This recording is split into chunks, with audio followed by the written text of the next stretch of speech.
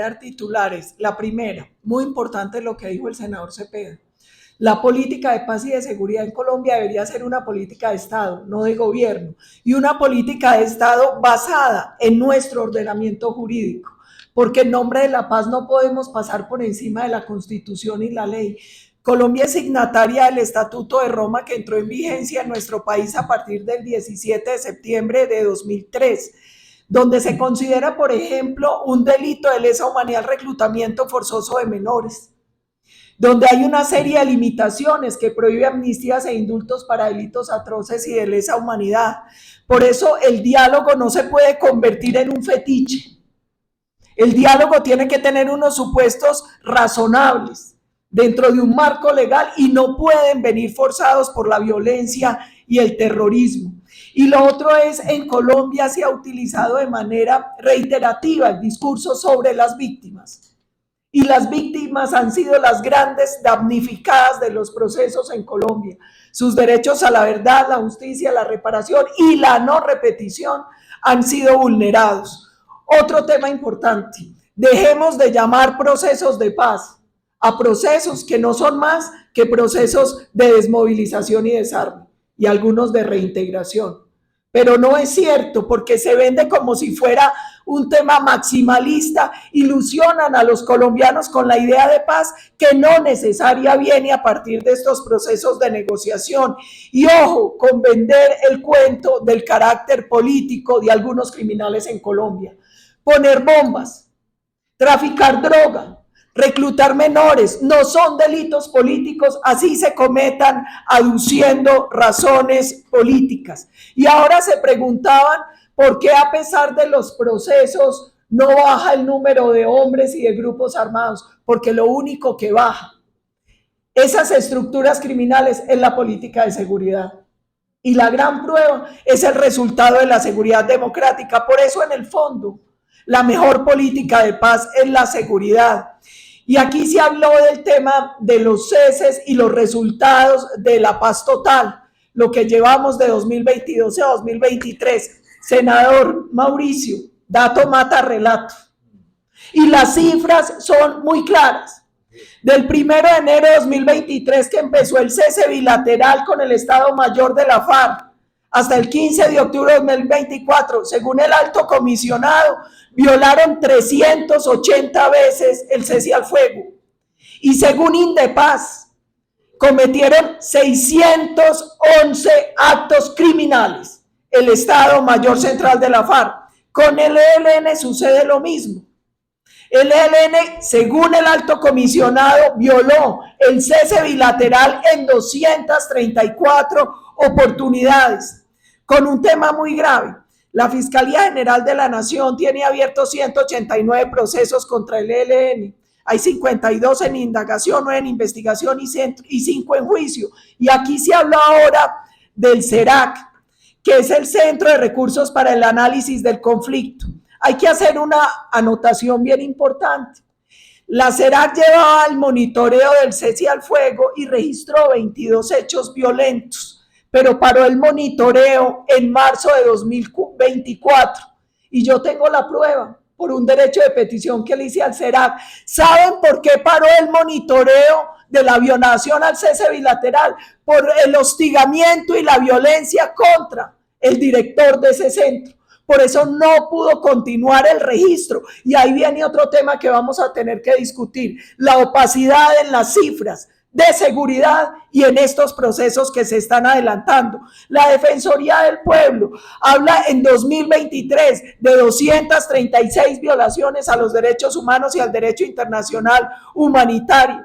Según Ideas para la Paz, porque dato mata relato y a mí me gusta con cifritas y con fuentes, en 2023, las disputas entre los grupos armados ilegales crecieron un 54%, las acciones criminales un 11% y las acciones contra la fuerza pública un 32%.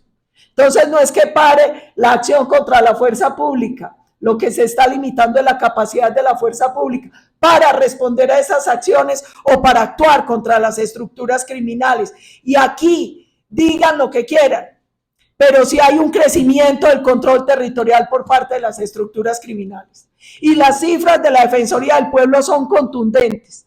Entre 2022 y 2023, el Estado Mayor Central de la FARC pasó de tener presencia en 233 municipios a 299. El ELN pasó de 189 a 232 y el Clan del Golfo de 255 a 392 municipios. Y han crecido todos los delitos de mayor impacto, según Medicina Legal y el propio Ministerio de Defensa. Aquí no podemos manipular el relato. El dato es claro. Pasamos de 13.540 homicidios en el 22 a 13.555 en el 23, de 163 casos de secuestro con 223 víctimas en el 22 a 254 casos con 331 víctimas en el 2023. ¿Sabe qué es lo grave, presidente? Que nosotros no veíamos esas cifras de secuestro desde hace 12 años. Aquí año tras año venía cayendo el secuestro hasta 2022 y 2023. El reclutamiento forzoso de menores pasó de 178 a 184 casos entre 2022 y 2023, con un agravante que señaló la ministra de Justicia. 68.4% de esos niños son menores indígenas. ¿Y saben quiénes son los reclutadores? 91.1% la FARC. 7% el ELN y 1.3% otros grupos, para que miren lo que está pasando con el cuento de la paz total. También creció la extorsión y lo reconoció el propio ministro de Defensa. Pasamos de 9.791 casos a 10.263. Las masacres de 94 casos en el 22 a 95 en el 23 según Indepaz, y a agosto de este año van 45 casos con 150 personas asesinadas. Se mantiene el asesinato de líderes sociales y aquí lo señalaron muy bien. Ha crecido tanto en las cifras de la Defensoría como de Indepaz. Hay un tema preocupante y es que se mantiene ese asesinato con un agravante. Y aquí lo señaló ahora la doctora Gloria cuando habló del asesinato de firmantes y de líderes sociales. Los mayores responsables en su orden son la FARC y el ELN. Y eso también hay que decírselo al país. Ha crecido el tema de confinamiento. Pasamos de 130 eventos con más de 59.000 víctimas en el 2022, según el Registro Único de Víctimas, a 215 casos el año pasado con más de 66.000 víctimas. Y aquí el senador Correa hizo énfasis en algo vital, y el marco jurídico, ¿qué? Aquí hay 3 mesas de diálogo, o de negociación, o como la quieran llamar, pero hay otras de supuesta conversación sociojurídica. La pregunta que nos hacemos todos es ¿con qué marco están negociando? Porque la ley 2272 del 2022, la ley de paz total, que denunciamos la senadora María Fernanda Paloma y yo, y que todavía no ha salido la modulación que ordenó la Corte sobre la ley, solo permite sometimiento con la mayoría de las estructuras criminales con las que hoy está hablando. Y esa ley, ojo, otorgaba cualquier beneficio al cese de actividades criminales. Artículo 5, parágrafo 9. Eso no se ha cumplido. Y eso está establecido dentro del marco de la ley, que además es maravilloso, porque el cese de toda actividad criminal debería ser el punto de partida y la desmovilización, el desarme y la reinserción el punto de llegada, para que la paz sea creíble. Pero además, hoy no existe marco para el sometimiento, porque no puede ser en la JEP ni puede ser con la 975. Ninguna de las dos está vigente para estos nuevos procesos. Y nos preocupa el tema del ELN. Nos preocupa los acuerdos firmados por Vera Grave y Pablo Beltrán. Nos preocupa que se está hablando de que unos negociantes con una estructura criminal van a cambiar incluso el modelo económico del país. Nos preocupa que digan que esos preacuerdos adquieren el carácter normativo superior como si fueran normas que van a formar parte del bloque de constitucionalidad. Y tenemos una preocupación con la Fiscalía General. Yo lo dije aquí y me sostengo. La Fiscalía sacó una resolución que es la 282 el 4 de julio de este año, que contemplaba la suspensión de unas órdenes de captura, pero de manera muy amplia. Incluye un tema que es muy grave y que hemos denunciado y por el cual yo denuncié a la fiscal general, que era la flagrancia. Eso era patente corso para continuar delinquiendo. Y gracias a esa resolución, los disidentes de la FARC que fueron capturados en Antioquia, no todos, pero la mayoría están libres. Ahora hay una nueva resolución, la 364 y 365 del 20 de agosto de este año de la Fiscalía, que permitieron la libertad de alias Andrei, que fue el que atentó contra el expresidente Duque, y la de alias Chiquito Malo. Esta resolución es totalmente distinta a la de la FARC. ¿Y por qué lo digo? Porque aquí sí eliminaron la flagrancia, porque aquí sí limitaron la suspensión en casos de secuestro y extorsión. Entonces, ojo, señora fiscal, porque en nombre de la paz no se puede crear una ruptura legal y constitucional en Colombia. Y aquí se habló del tema del narcotráfico. Hombre, no digamos mentiras con ese temita. Yo coincido en que el narcotráfico, la minería legal y otros delitos como la trata de personas son la gran fuente de financiación de las estructuras criminales. De hecho, Estados Unidos ofreció recompensas hasta por $8 millones por quienes pertenecen al clan del Golfo y son los grandes responsables de la trata de personas por el Darién. Pero ¿qué hemos visto en el tema de erradicación manual? Pasamos de más de 68.800 hectáreas en 2022 a 20.323 el año pasado. Y la meta de este año son 10.000. Eso no es serio en un momento en que está creciendo como están creciendo los cultivos ilícitos y donde además se ha parado el monitoreo. Colombia hoy no tiene certeza sobre el hectárea de cultivos ilícitos. Y aquí dijeron una imprecisión, digamos la imprecisión, no hablemos de mentira, una imprecisión. No es cierto que en Colombia las encuestas siempre fueran negativas en temas de seguridad, narcotráfico y el tema de las guerrillas. En el manejo de la guerrilla, yo los invito a que consulten la revista de Ciencia Política de Chile, volumen 29, número 2 de 2009, páginas de las 327 a las 353. Ahí aparece claramente que en Colombia el manejo de la guerrilla era desfavorable entre un 70 y 80%, entre octubre de 1997, que hay medición de Inbamer, hasta junio de 2002. Durante el gobierno del expresidente Álvaro Uribe fue siempre favorable el manejo de la guerrilla, entre un 60 y un 90%, con los picos más altos finalizando el gobierno. En el tema de seguridad fue igual. 2008 fue favorable en un 48% y desfavorable en un 41%, siendo más alta la favorable. Y a partir de ese año, es decir, después del gobierno del presidente Uribe, sí ha sido el desfavorable siempre superior en el manejo de seguridad. Y pasa lo mismo con lo del narcotráfico. Fue positivo en el gobierno del presidente Uribe y hasta septiembre de 2010.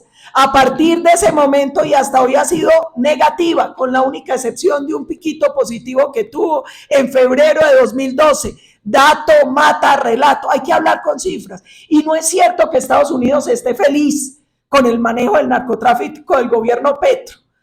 Biden solicitó una reducción del presupuesto para Colombia en lucha contra el narcotráfico, no fue por la felicidad.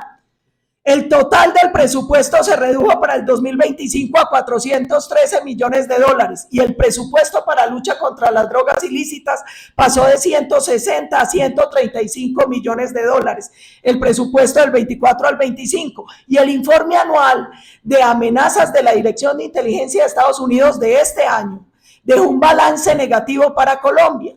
Y dijo que el país está en lista roja en materia de lucha contra el tráfico de drogas y que tiene un nivel récord en el crecimiento de coca. Dato mata relato. Y si hablamos de minería ilegal, para ir cerrando un puntico chiquitico, las dragas en el río Nechín, en el Bagre y Nechín, en el Bajo Cauca, que es de donde somos nosotros, senador Mauricio. Pasamos de tener 231 dragas ilegales en el 2022 a 306 el año pasado, y este año hay 401 draga ilegal en el río Nechí, solo en 2 municipios del Bajo Cauca, el Bagre y Nechí. Y frente al tema del glifosato, senador Correa, yo le invito de manera respetuosa a que demos el debate técnicamente. Es muy extraño que digan que el glifosato hace daño en la coca cuando se usa en casi todos los cultivos lícitos: el algodón, el maíz, el arroz, el café, el plátano, el banano, la caña, la palma africana, el sorgo, los cítricos, el caucho, la papa, el frijol, los cultivos forestales, todos usan glifosato. En el mundo hay 700 formulaciones aprobadas de glifosato. Y contrario a lo que la gente cree, la FAO ha aprobado el uso de glifosato, por ejemplo, en el caso de la precosecha de trigo y cebada, y en un extenso uso para plantaciones, para controlar, por ejemplo, focos aislados de maleza perennes o en inmediaciones de la cosecha. Entonces, yo creo que ese es un debate que estamos en mora de hacer como debate técnico, además, porque cuando tuvimos el pico de fumigación, el 90% del glifosato en Colombia se ocupaba en lícitos, no en ilícitos, y ese es un debate importante. Y yo quiero terminar diciendo algo, señor presidente. No dividamos ni macarticemos más a Colombia en nombre de la paz. Y dejemos de convertir la paz en una bandera política. La paz es un derecho constitucional y es un anhelo de 50 millones de colombianos. Y la política de paz y la política de seguridad tendrían que ir de la mano.